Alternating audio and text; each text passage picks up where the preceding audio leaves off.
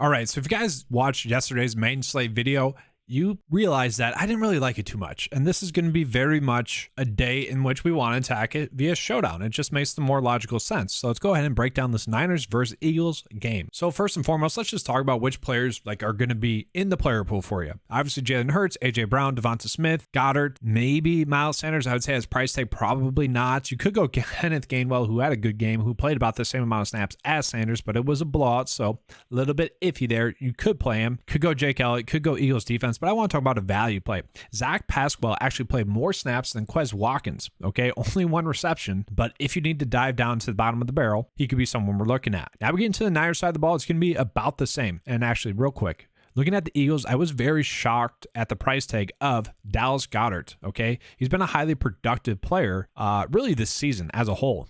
Okay, we can see just very consistent and pretty productive. I mean, he's had some random massive games as well. So I think he's going to be someone we are trying to target given that price tag. So now getting to the Niners.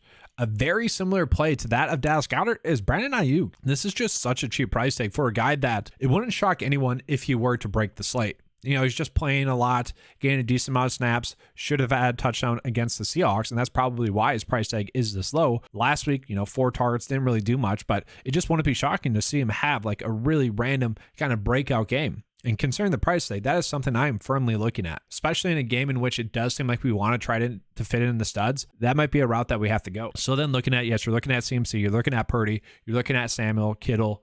Those are all firmly in play. And the question is, can we play anyone else? Well, Elijah Mitchell is currently questionable. Okay, if he were to sit, then you probably could look at someone like Jordan Mason, who we did see was a productive player with Mitchell off the field, with him out. So that could be a route in which we are looking for some value. Other than that, it would just seem like we're trying to get lucky. I mean, I guess Jawan Jennings we could look at on the field a ton.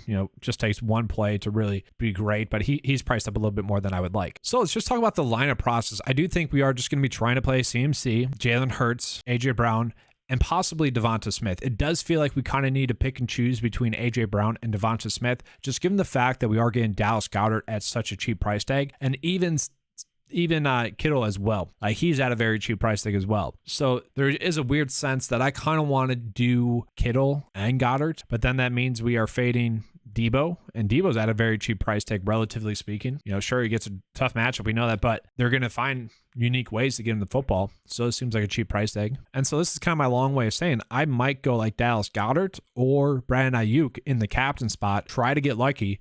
Obviously, try to chase a touchdown. That's what we're hoping for there, to try to make our most optimal build from there. Because if we do that, we have a decent amount of salary left over. We can go Dallas Goedert. I guess we go Zach Pasquale here.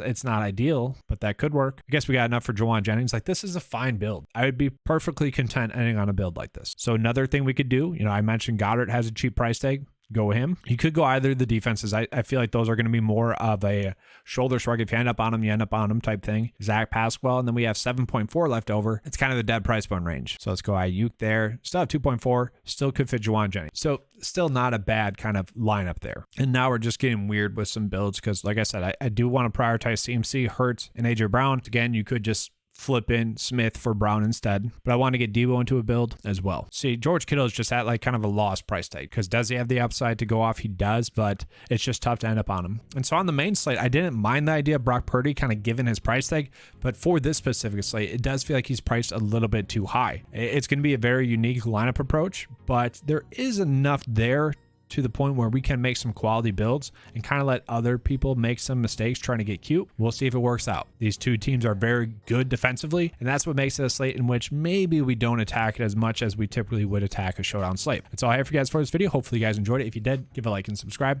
As always, let's keep cashing.